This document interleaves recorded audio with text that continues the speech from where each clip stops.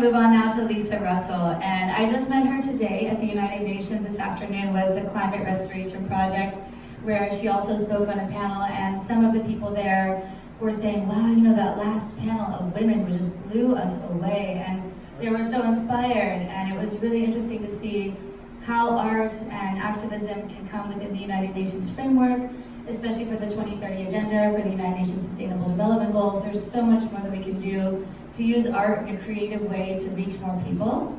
And Lisa has already done that. She has a very extensive history as an Emmy-winning filmmaker with a master's in public health, so she cares about people and the planet. She's been producing films and creative campaigns, curating artistic performances, working with the UN and NGO agencies for the past 10 plus years. And she's also the CEO and founder of Story Shifter, which is a new entertainment portal where tech and culture meet for the social good. And we have the declaration from all the artists for the 2030 Agenda, which I think we'll hear more about. But let's give a round of applause for Lisa and welcome her to her second panel today. Tell us a little bit about your story and how you got involved in using filmmaking and creativity for the 2030 Agenda. Sure. Thank you for having me, first of all.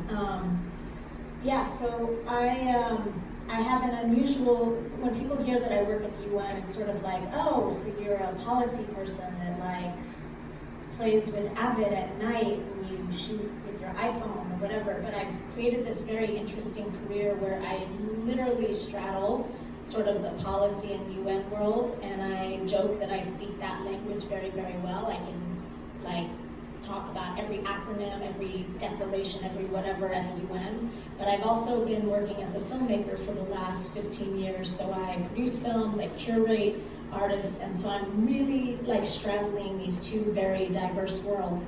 And people sometimes get very confused because it's sort of like, well, these worlds are so very, very different. But I was like, they're actually not. They both want to make the world a better place. They both have ways of doing it, but they speak very different languages and they do it in a very different way. So I joke, in fact, I think my opening statement was I'm multilingual. I speak UN language and I speak artist language, and I can translate between the two, and not a lot of people can do that, but I think it's actually a very, very important skill to have, because I can talk policy and program, and then I can also talk like real art stuff. So how I got involved in it, it was never planned.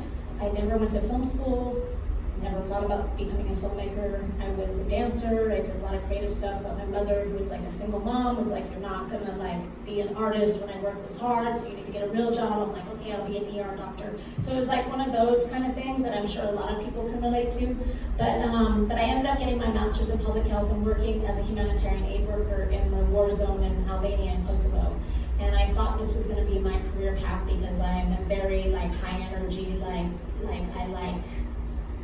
like energy. So I was like, I'll work in a war zone. But anyway, when I was working in a war zone, these women from Kosovo who got invited to this panel were like, yeah, we don't like the journalists who are coming to the refugee camps. And I was like, okay, I never thought about that, but continue. So they said, we don't like how the journalists are coming to the refugee camps and wanting to tell this one particular story. And it was an important story if anybody followed the war in the Balkans in the late 1990s. And they said, you know, they want to come in and they want to tell the story about women who've been raped as a tool of war. But they said that they're coming into the refugee camps and they're basically saying, we need to speak to women who've been raped. Can you raise your hand if you've been raped? And I was like, wow, like that, my heart sunk just on that. But then the next thing that they said, like, completely messed me up. They said, and what we fear is that if the journalists keep coming into the refugee camps telling this one particular story, at the end of this war, we will no longer be remembered as Kosovar women, but as Kosovar women who've been raped. And that made me, like, my whole world changed after that, because it was like, if you think about, if you were old enough to like raise money for like the famine in Ethiopia because everybody in Ethiopia was a famine victim, or even more recently, like everybody in West Africa is an Ebola victim, or every child in Africa is sick with AIDS and has flies, you know, the one-dimensional storylines. And that was what was coming out of this UN NGO world that I was working in, and I was like, this is not the reality, like this is not the experiences I'm having at all, like in fact, just the opposite. And so it planted this idea that I stories differently because I came at it from sort of more of a health and human rights perspective. And at the same time, I was doing all this great work, but I would have like artist friends in Tanzania who would be like, we love that you're doing all this great work, but why is it when you come to Tanzania, you keep telling the bad parts of Tanzania? And I was like, okay, but like I work for the UN and I work for NGOs and I talk about global health, so how do I tell a story about young people affected by war and then not talk about like this girl in Colombia's family who was massacred? Like, how do you balance the like needing to tell the humanitarian story without talking about the like difficult parts of it? And I was like, because I know the solution is not telling stories about poor people smiling, right? So I think my resolution in it is kind of straddling both the UN world and then the artist world, because the artists are able to take realities and transform them into narratives that are either more uplifting or different than this like pure suffering or whatnot. So long story short, I've been straddling these two worlds for a very long time. I've been pushing to get artists into the UN NGO space.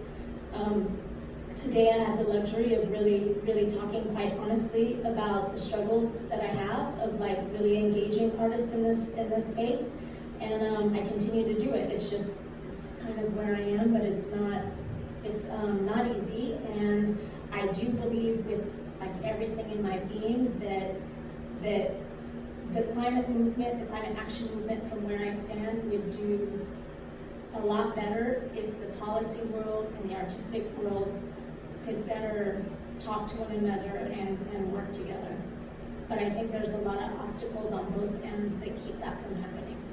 So I'll leave it at that. All right, thank you. And it's true, I think also as Peace Boat, we work, we have like a special consultative status with the United Nations. We work with a lot of UN partners, and you know, it's really important to bring art and creativity into that space, because a lot of times, you know, you're at conferences, you're attending workshops, and you're constantly, you know the challenges that are out there, then you have to find a creative outlet also to share that work, to create videos, to create films, to create artwork that inspires. And I think that's what Oceanic Global and Arcadia, or this whole exhibition is about, also inspiring positive action.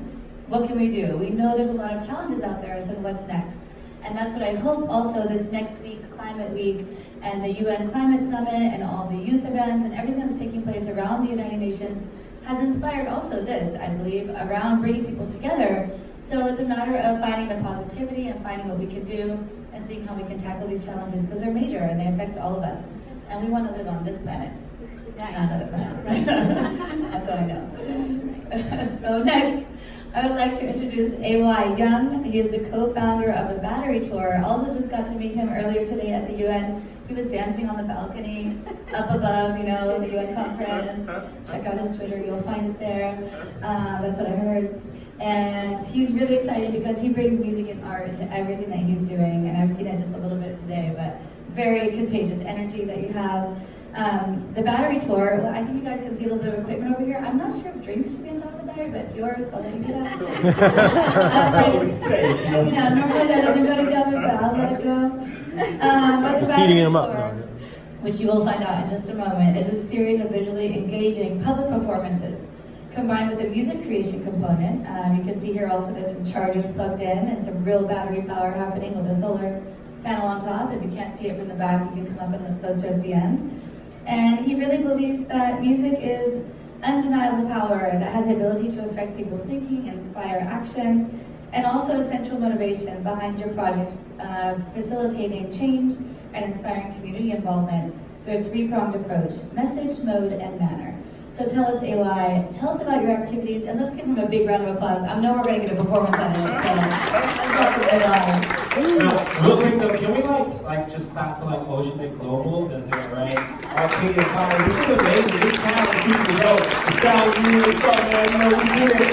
These talents in the room, the energy. Yo, this is really awesome. I'm happy to be a part of this whole thing. This movement has been beautiful.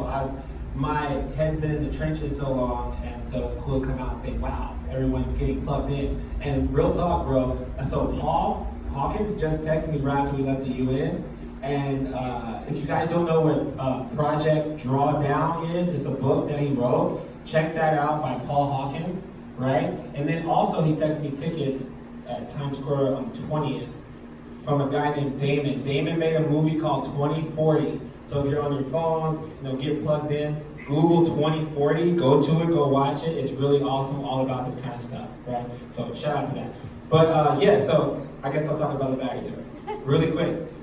Maybe I should just say my story for a minute. Yeah, just tell, your story is pretty inspiring, so I think you should tell your story. Thank you. I'll just say why we have all this. And can I get a volunteer too? Is that cool? Who has an iPhone?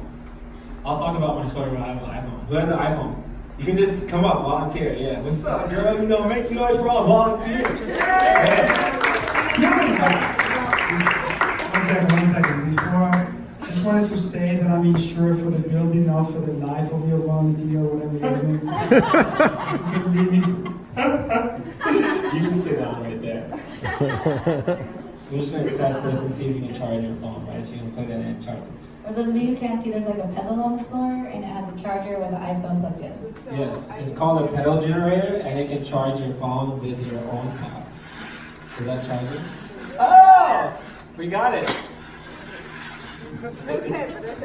Yeah, you just kind of slide it in. Let's see, try it again. Let's go. Yes, it's charging. It's charging. Okay, cool. That's good, you're good. I wanted to have that moment. Right? Oh yeah, you can plug it in here too. Yeah, so I'll tell you guys my story. You can keep charging your phone. But I'm AY, nice to meet you. I'm an artist, so I got off a TV show called X Factor, right? And I had the problem that all artists have. It's like you make some music, and then you want to like go perform and be like Wiz Khalifa on TV and, have a bunch of people in front of you. So I would like, get on Google, Google their manager, Google the manager of Shaggy, and be like, hey, can I open up for you? And then they'd be like, do you have 15 million followers? How many Instagram likes do you have? So I was just like, I didn't have all that, but I had good music, and that wasn't enough. So I was solving problem to problem. So I said, okay, well, I'm gonna do a concert every day. And so I was obsessing over how to power a concert, right? Like how the heck do I do this thing every day, like with a full band, right? And I didn't want to be like Ed Sheeran or Andy Grammer. Love those guys. They make incredible music. They're great performers, but it's acoustic. And I wanted a show, like a concert, like what you feel when you go buy a ticket. So after obsessing over figuring that out, I was like, okay, wind and solar stored in batteries, right? That's the energy to do a show. So then I started. So I started performing, doing like 10-hour shows, right? I'm performing, I'm rapping, I'm singing, I'm dancing, and I'm looking back, and I'm like, oh, I'm AY, this is the battery tour. And like, that's how that happened, right? And then people would donate, and they'd be like, oh, we're your outlets, man, we power the tour, right? So that's when I discovered that like everybody in the world is an outlet. Like an outlet for change. I really discovered that I think energy storage is one of the biggest problems that we face in today's world. So I'm definitely raising awareness about energy storage, right? And when I discovered that everyone is an outlet, right, plugged into each other, we can do anything. We can do anything.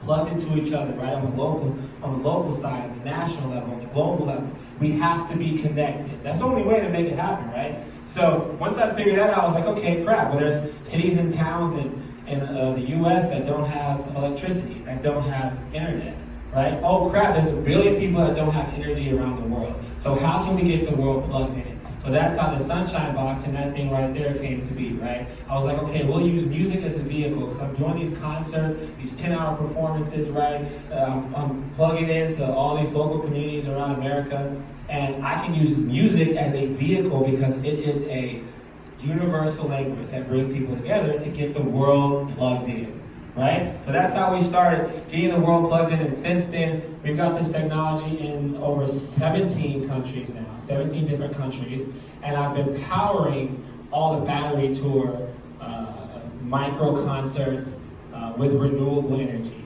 right? So this is an interesting time because now we have built, / I have built a design work to launch an idea which I think can put the diesel generator out of business, right? Or at least for the better. At least now we have a renewable option for energy. So when people are doing these panels, or Great is talking, or you're a band and you want to perform, bro, or whatever, you have an option that's not the generator or the grid, but is a renewable option to power that in general. Energy is energy. It can do a lot more. The battery tour, I think, could be a platform to plug in the world through music, through sustainability. But we're just getting started. So please, guys, get plugged in. If you're on your phones, find out about the battery tour. Tell people about it, right? There are millions of people that have to walk. I was in Honduras, and I was pissed off. I was shocked. I am surprised. There are people that, man, there's a lot of problems. There's people that freaking, the water's like black. Like they're taking showers with dirty water. Like, so shout out to the water people in the back. Maybe we, can make things happen. But there are people that are walking 4 and 5 miles to get access to energy, but they pay for their food with a cell phone, right? Doesn't make sense. So maybe we can all get the world plugged in and really improve the world and make some things happen. So thank you guys. Thank you.